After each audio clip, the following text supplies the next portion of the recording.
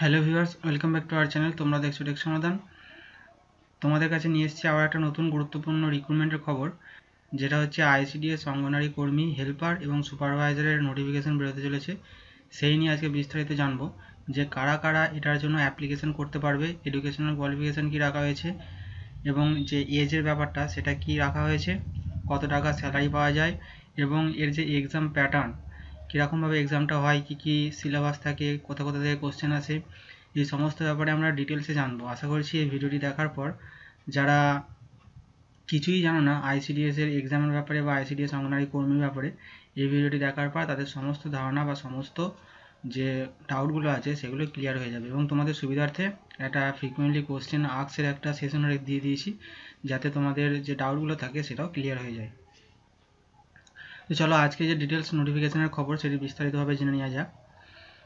অঙ্গনারী supervisor educational qualification চা হয় সেটা হচ্ছে graduation degree from the government approved institute. যে কোনো একটা গভর্নমেন্ট অ্যাপ্রুভ ইনস্টিটিউট থেকে গ্র্যাজুয়েশন ডিগ্রি থাকা আবশ্যিক। এখানে একটা কথা বলে রাখি যে ডিফারেন্ট পোস্টের জন্য কিন্তু ডিফারেন্ট এডুকেশনাল কোয়ালিফিকেশান আছে। তাই যখন তোমরা এই ফর্মটা ফিল আপ করবে তখন যে অফিসিয়াল নোটিফিকেশানটা সেটা অবশ্যই তোমরা চেক করে নেবে। এখানে অঙ্গনারী সুপারভাইজারের যে এজ লিমিট থাকে, মিনিমাম 18 বছর বয়স হলে তোমরা অ্যাপ্লাই করতে পারবে, আর ম্যাক্সিমাম 39 বছর বয়স হলে তোমরা সেখানে অ্যাপ্লাই করতে পারবে। এবং এজ রিল্যাক্সেশনের ব্যাপারটা বলে দিই যে এসসি এসটি ক্যাটাগরি যারা আছে তাদের 5 বছর এবং ওবিসি ক্যাটাগরি যারা আছে তাদের 3 বছরের এজ রিল্যাক্সেশন কিন্তু এখানে দেওয়া হয়। এবার আছে স্যালারির ব্যাপারটা। স্যালারি হচ্ছে এখানে 7,100 থেকে 37,600 টাকা পর্যন্ত এখানে স্যালারি দেওয়া হয়ে থাকে। 7,100 টাকা থেকে এই কারণেই বললাম কারণ এখানের মধ্যে অঙ্গনারী কর্মী, অঙ্গনারী হেল্পার, ঠিক আছে, এই সবগুলো কিন্তু ইনক্লুড আছে। কুকিং অ্যাসিস্ট্যান্ট এই সবগুলো কিন্তু ইনক্লুড আছে, ঠিক আছে। এই সব মিলিয়ে মোটামুটি 7,100 থেকে 37,600 এর মধ্যে কিন্তু ভ্যারি করে। তার সাথে আছে গ্রেড পে 3,600 টাকা পার মান্থ এবং আদার অ্যালাউন্সেস আছে যেমন ডিএ, এমএ, এইচআরএ, ঠিক আছে, এই সবগুলো আছে। এবং মিনিমাম এইসব নিয়ে মিনিমাম স্যালারি কিন্তু 27,000 টাকা পার মান্থ হয়ে থাকে অঙ্গনারী সুপারভাইজারের ক্ষেত্রে। অ্যাপ্লিকেশন ফিজ এখানে 160 টাকা থাকে, তার সাথে সার্ভিস চার্জ থাকে। এবার আছি এখানে সিলেবাসের ব্যাপারটা। The West Bengal State Public Service Commission has not yet declared the syllabus for the West Bengal PSC ICDS. তোমরা হয়তো জানো যে এই যে আইসিডিএস এর এক্সামটা সেটা কিন্তু West Bengal public service commission নেয়।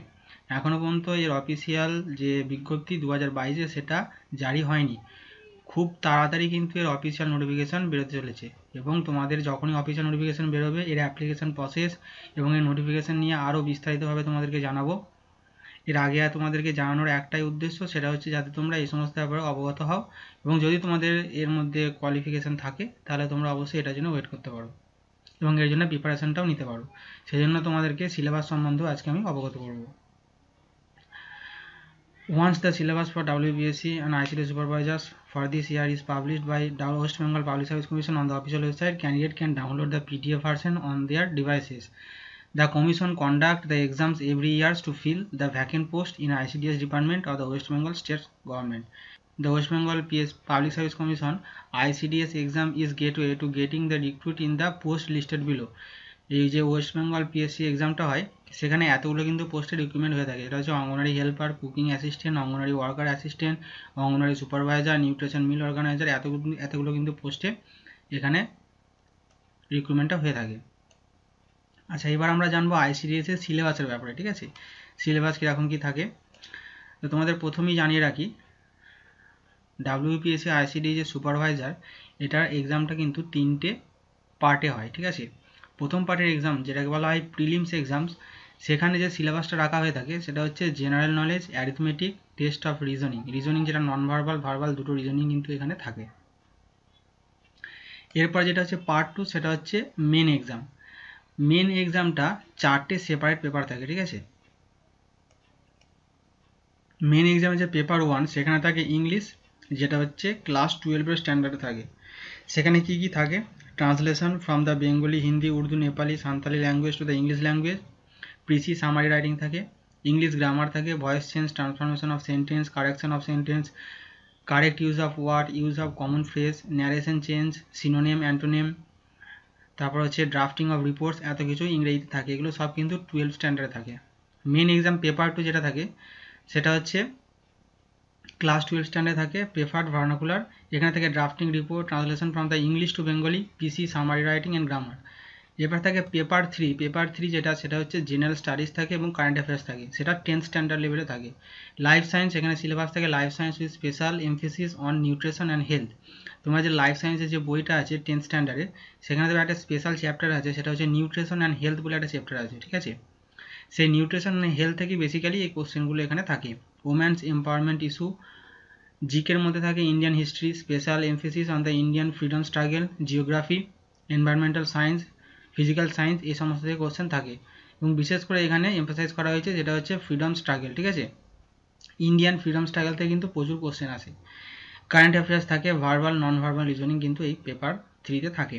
এরপর আসছে মেন এক্সামের পেপার 4, সেটা হচ্ছে অ্যারিথমেটিক, সেটা ক্লাস 10 স্ট্যান্ডার্ডে থাকে, অ্যারিথমেটিকের মানে অঙ্কগুলো থাকে। এরপর হচ্ছে প্রিলিমস এক্সামের প্যাটার্ন কীরকম থাকে, ঠিক আছে। প্রিলিমস এক্সামে কত নম্বরে কী কোশ্চেন হয়, দেখো এখানে প্রিলিমস এক্সামে টোটাল 100টা এমসিকিউ থাকে, টোটাল কোশ্চেনে একটা করে মানে 1 মার্কস থাকে। ম্যাক্সিমাম মার্কস প্রিলিমস এক্সামে হচ্ছে 100, কোনো নেগেটিভ মার্কিং কিন্তু এখানে থাকে না, 1 ঘন্টার পরীক্ষাটা হয়ে থাকে। তারপর আছে মেন এক্সাম। মেন এক্সামে দেখো বললাম যে 4টে পেপার হয়। প্রথম যে পেপার, সেই পেপারে হচ্ছে 100 নম্বর থাকে, এখানে 90 মিনিট সময় দেওয়া হয়। দ্বিতীয় পেপারেও 100 নম্বর থাকে, সেখানে 90 মিনিট সময় দেওয়া হয়।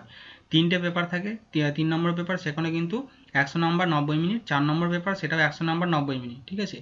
তার মানে এখানে টোটাল 400 মার্কসের কিন্তু এক্সামটা হয়ে থাকে এবং 360 মিনিটস আর 6 আওয়ারের এক্সাম এখানে কন্ডাক্ট করা হয়ে থাকে। এরপর যেটা লাস্ট ফেজ, সেটা হচ্ছে ভাইভা ফেজ, সুপারভাইজারের ভাইভা ফেজ।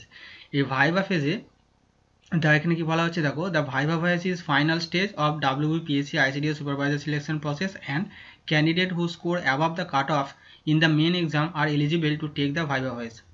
এখানে বলা হচ্ছে যারা এই যে ওপরের যে মানে স্টেজগুলো, সেগুলো যারা কমপ্লিট করবে, তারা যে লাস্ট স্টেজ সেটা হচ্ছে ভাইভা ভয়েস, সেখানে তারা পৌঁছবে, ঠিক আছে। এবং যারা কাট অফ ক্লিয়ার করবে তারাই কিন্তু এই ভাইভা ভয়েসে পৌঁছবে। It is basically in a person interview round, এটা আর কিছু নয়, সেটা হচ্ছে এটা একটা ইন পার্সন ইন্টারভিউ রাউন্ড, এটা একটা ইন্টারভিউ প্রসেস।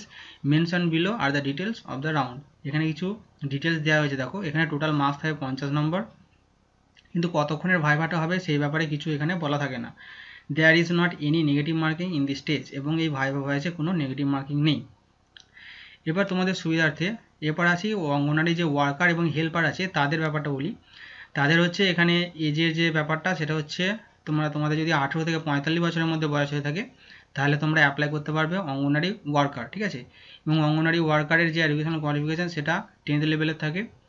তারপর হচ্ছে অঙ্গনারী হেল্পার, অঙ্গনারী হেল্পারেও এখানেও কিন্তু তোমাদের যে এজের ব্যাপারটা সেটা থাকে 18 থেকে 45, এবং এখানে যে মিনিমাম এডুকেশন কোয়ালিফিকেশান সেটা হচ্ছে 8 রাখা হয়, ঠিক আছে। আর এখানেও কিন্তু একটা এক্সাম হয়ে থাকে, এক্সামের পর তোমাদের ইন্টারভিউ হয়, ইন্টারভিউর পর ডকুমেন্ট ভেরিফিকেশন হয়। এখানে এক্সামটা কিন্তু 90 মার্কসের হয়ে থাকে, ঠিক আছে। তাই এখানে তোমাদের কিছু কোশ্চেন অ্যান্সার এখানে তোমাদের বলেছি দেখো। What is the selection process for the ICDS West Bengal anganwadi recruitment 2022। এখানে অ্যান্সারে বলা হয়েছে the selection of the applicant will be based on merit list for the supervisor post. ICDS West Bengal will conduct the written test, prelims, mains and interview round, যেগুলো একটু আগে বললাম। তারপর 2 number question দেখো, what is the age limit required to apply the ICDS West Bengal anganwadi ভর্তি 2022। এখানে ICDS এর একটা পোস্টের জন্য এক রকম এজ লিমিট আছে। সুপারভাইজারের জন্য একটু বললাম যে 18 থেকে 39, এবং যে অঙ্গনওয়াড়ি ওয়ার্কার এবং হেল্পার জন্য তা হচ্ছে 18 থেকে 45 বছর। What is the application mode to apply ICDS West Bengal anganwadi recruitment 2022।